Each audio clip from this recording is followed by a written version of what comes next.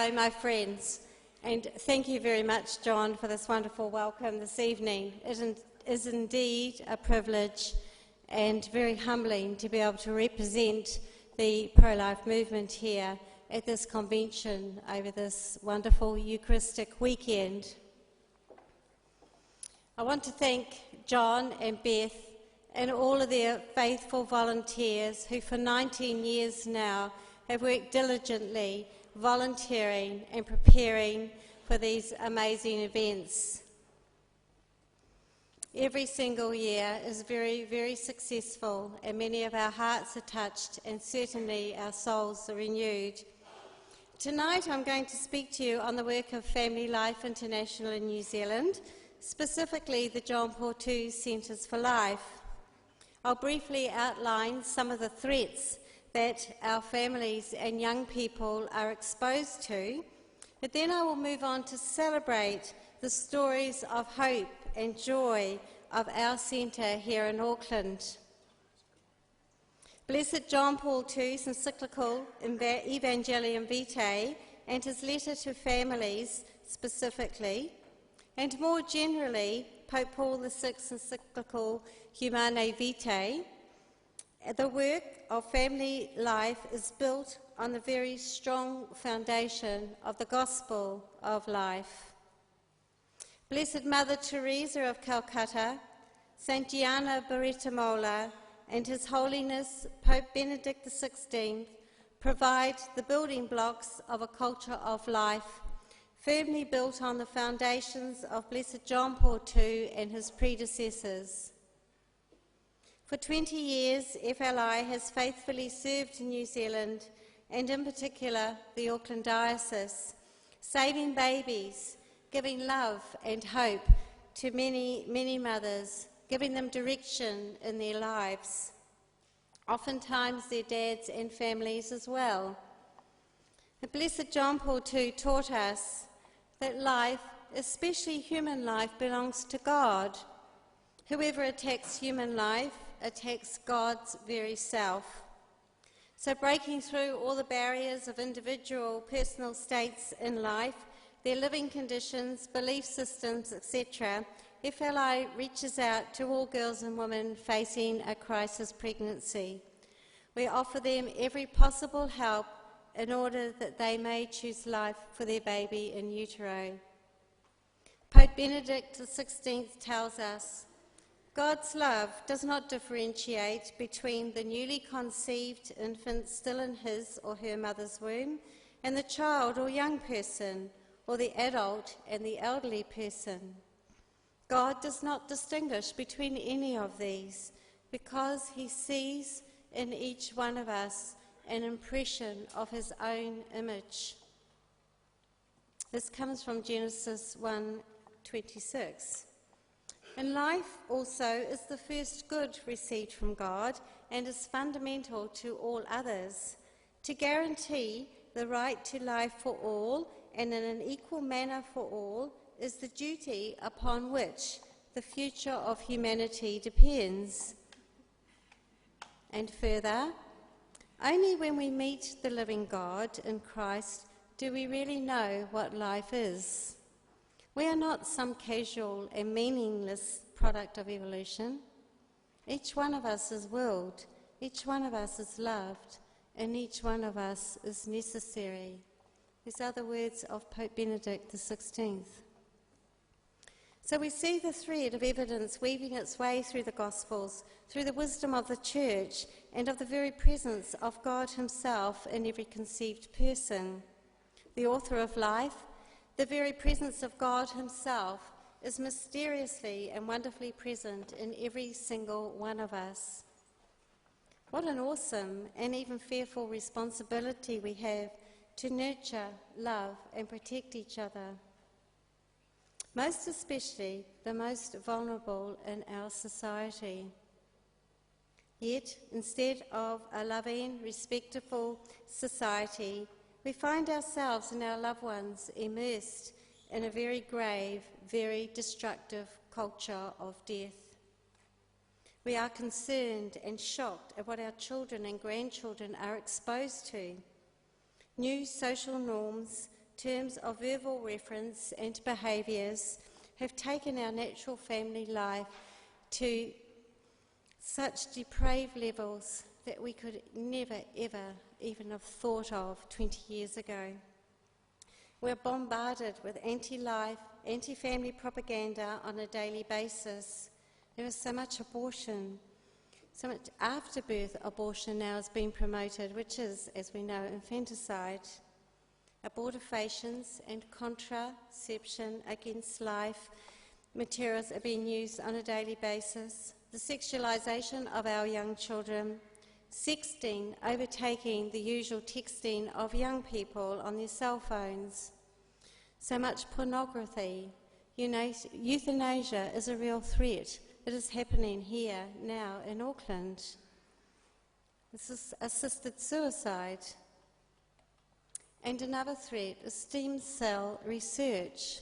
We're given to understand that adult stem cells are used to and can be used to heal some conditions, but you must be very, very mindful and careful that oftentimes the reference to adult stem cells actually refers to the more mature unborn fetal cells as opposed to embryonic fetal cells. And so it's such a huge threat to us. We must know the enemy. We must know what we are dealing with. But FLI provides the foot soldiers of love and life in this great war on humanity and on God himself. Every person engaged in praying and practical pro-life work, helping in whatever capacity they can, communicating the love approach of life in the workplace, taking care of vulnerable pregnant women, counselling, loving and healing post-abortive women. We're all soldiers of love and life. So thank you for every single person in this room who is involved in any way whatsoever in the nurture and protection of life, faith and family. Together, we all work in the front lines, and we are making huge progress. And with the grace of God, in his own time, we will overthrow the anti-lifers, and that is a certainty. It is most certainly a real certainty. It is happening because at the same time as we witness unprecedented numbers of attacks on life, faith and family, we are also witnessing an unprecedented number of young people rising up in the pro-life community who are taking responsibility and acting in the most positive ways to preach the gospel of life. And in the United States, we are seeing countless numbers of people, of professionals who have been involved in abortion, in the abortion industry, who are laying down their tools of trade and they are turning to God. They are becoming Christians, and more often than not, they are then becoming Catholics. We also now see that over many, many years, there have been around 2,000 Planned Parenthood facilities providing abortions in the United States. And in the last few years, that number has dropped to less than 700. So great things are happening. We are on the winning side because we are a Eucharistic people. We are a people of hope, and we are determined to stay in the fight till our last breath. We do have to remember, though, that it is God's fight. It is his battle, and he has already won by his death on the cross.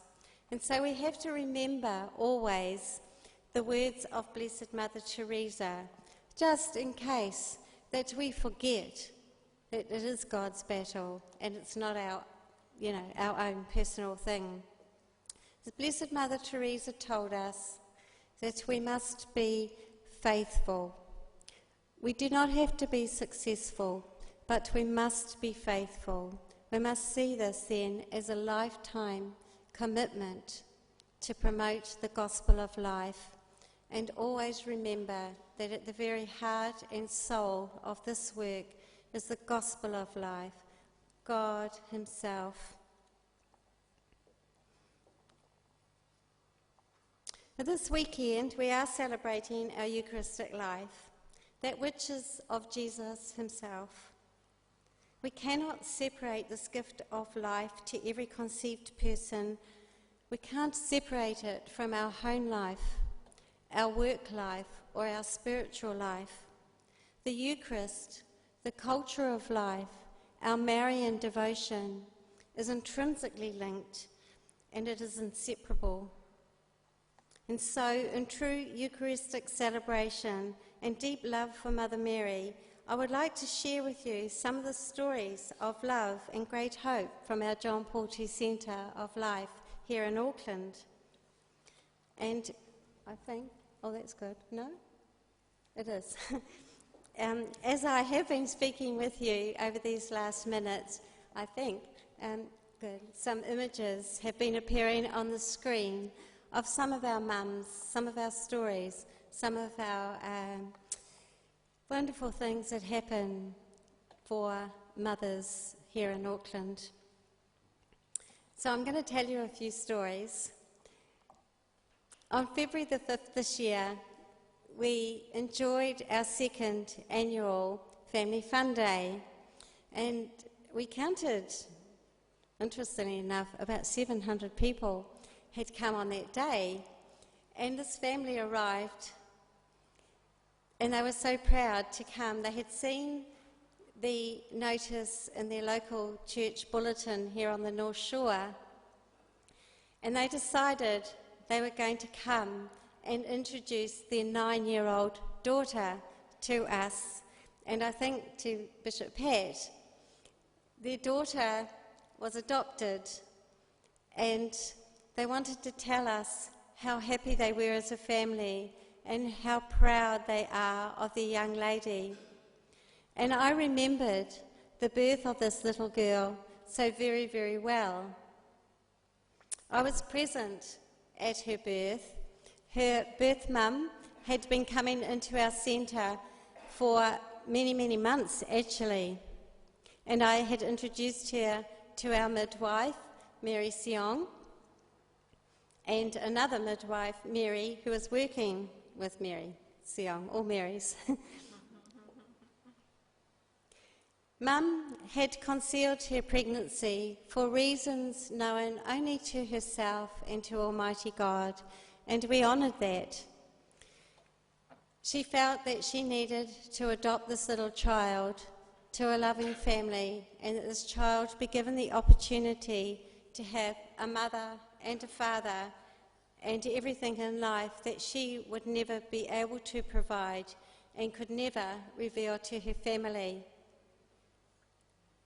I had the great privilege of giving this tiny baby girl her first feed, of loving her and cuddling her, and within 1 hour of her birth, taking her home to my family, where my darling husband Terry and our children took care of this little girl for 12 days until she could legally go home with her new adoptive parents. And for them to come to our Family Fun Day and to want to be involved was a real blessing and a real joy. And I want to thank those of you who are here this evening and who I see in the audience who may know this family but have made it possible for us to save the life of that little girl and for her to be adopted into such a wonderful family.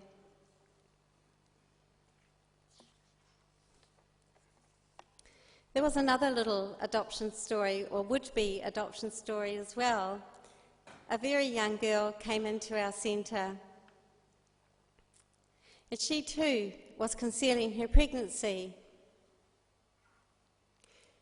She had felt very much that as she had got herself into this mess, she must be the one to get herself out of the mess, and she could not garner up the courage to go to her family and speak to her parents about her predicament. She was a lovely girl, and I could tell that every time we met that she had a wonderful family who would love her and support her and do everything they could for her and her baby. But she just could not bring herself to speak with her mum, even though every morning when Dad got up and went to work, she would hop into bed with her mum and they would have a cup of tea together before she went off to Unitec for the day and before her mother went off at 7 a.m. to go to her daily work. It's hard to imagine, it's hard to believe that a mother could not know that her own child was having a baby. But this young girl managed to conceal her pregnancy very well. I prayed a lot over those months, and every time I saw this young lady, I pleaded with her to go and visit her parents myself, or we looked at and explored different ways in which she could actually garner up the courage to talk to her family, and she just couldn't. And so we started looking at adoption files and possibilities. But of course, there were no prospective adoptive families that she felt happy with. The day came for her to have her baby, and it was a bittersweet event because she called me, and I went up and met Mary, our midwife, at the hospital, and I was present at the birth of this child also. And I fed him. I gave him his first feed, and I named him Samuel, while his mum turned her head away and pretended that this nightmare or something magical would happen to make this nightmare go away. It was a joyful occasion to see this little child born, but I was deeply saddened. I felt that I had robbed grandparents of their right, of their duty and responsibility to be there for their child and for their first grandchild. As it happened, the baby wasn't very well and he was underweight, and so he needed to stay in hospital, thanks be to God. And so the hospital agreed to take care of the wee baby, and every day this young mum would catch the bus and go back up and spend time with this little baby, Samuel. She would be back home in time before her family arrived, and still they didn't know that she had just given birth to their grandchild, their grandson. On the morning of day 12, 7:30 a.m. in the morning, so I was just getting our children ready for school to put them in the car and take them to their classes. And the telephone rang, and it was this young lady. "Hello, Mrs. Bayer. I've just told my mum and my dad, and they're in shock. Well, they're going to take me up to the hospital now to bring baby Samuel home." And I could have fainted on the floor. It was such wonderful, wonderful news. And Mrs. Bayer, you know all those baby things you talked about. Can you bring them up to the hospital, like now? So, yeah, I got my running boots on and, of course, loaded up the car with the children, dropped them off and raced up to the hospital. And had a wonderful ending. Sometime later, the whole family came into our centre with this beautiful little baby whom they retained the name of Samuel. They christened him, a wonderful Christian family, and it was a beautiful, beautiful ending. So again, thank you for helping that make that happen. But it did remind me very much of Pope Benedict's words. Even in the most difficult circumstances, human freedom is capable of extraordinary acts of sacrifice and solidarity to welcome the life of a new human being.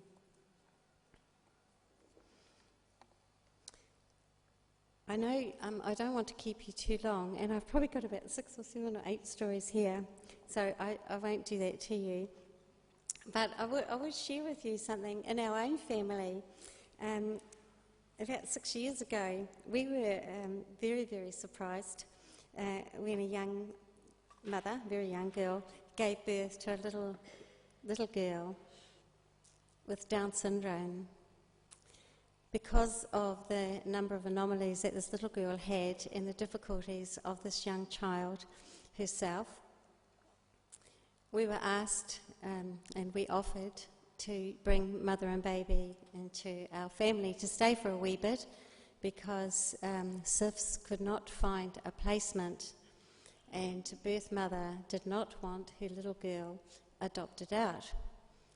And so they came home to us, and of course many of you will know that little Elizabeth is still very, very much a part of our family. I think her picture may have been shown on the screen this evening. They lived with us for several months, and the young mum found it very difficult to live in a normal family situation. And so as time went by, she had things to do and places to go. And so at our very mature age, Terry and I adopted into our hearts and our family little Elizabeth Therese. As her little story of life unfolded, it became apparent that she was profoundly deaf, as she needed very, very severe open heart surgery. She is at the high end of ADHD, and she also she's in danger of losing her eyesight because the pressure is continuously building up behind her eye sockets, and that's very indicative of childhood glaucoma. She also has different colours in her eyes, which are also indicative of the condition, and those colours are changing, which isn't such a great sign for her. She's a very beautiful child, and she is our little missionary of love, as we like to call her. We also have a son, 21, who has Down syndrome, as many of you know, and both Elizabeth and Benjamin have what we have come to know as the love chromosome. They have an extra chromosome and is known now as the love chromosome, something that you and I can never ever hope to achieve in our life. These children have a tremendous capacity for giving out unconditional love. They can be very mischievous, yes, but never, never any malice in their life. You will never ever hear or see a person with Down syndrome speaking untoward about anybody else. They are the light of our lives, and we have three special children at home who we're very, very proud of. And so I think we understand that every single conceived life is very, very special. And now when we are faced with the maternal screening program that is detecting so many Down syndrome people, of whom 90% of detected unborn children with Down syndrome are being aborted, we have to ask ourselves the question, why? Why is a medical profession, a scientific profession, a legal profession, a political leadership in our country, and as ordinary Joe Bloggs of this world, why in the name of Almighty God would we want these people annihilated? As I said, they love unconditionally. They are very, very close to the very heart of Jesus.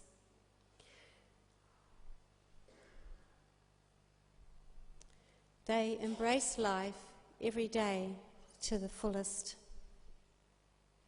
And yet, we as a society are saying it's okay to screen them out of existence. We are denying ourselves of the ability for these people to teach us in our own selfishness, patience, love, understanding, self-giving, self-sacrifice, and every virtue that we can imagine. Why? Why would we do that? I don't understand.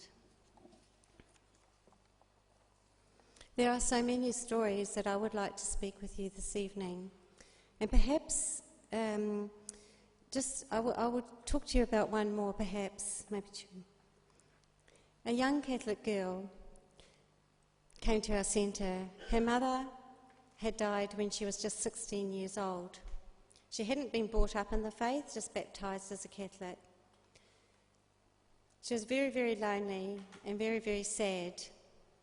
And so she got caught up with a young Muslim gentleman whom she married, and she got pregnant, and she came to us and didn't know what to do. She didn't really want to have the baby. She was quite ambivalent, etc., etc.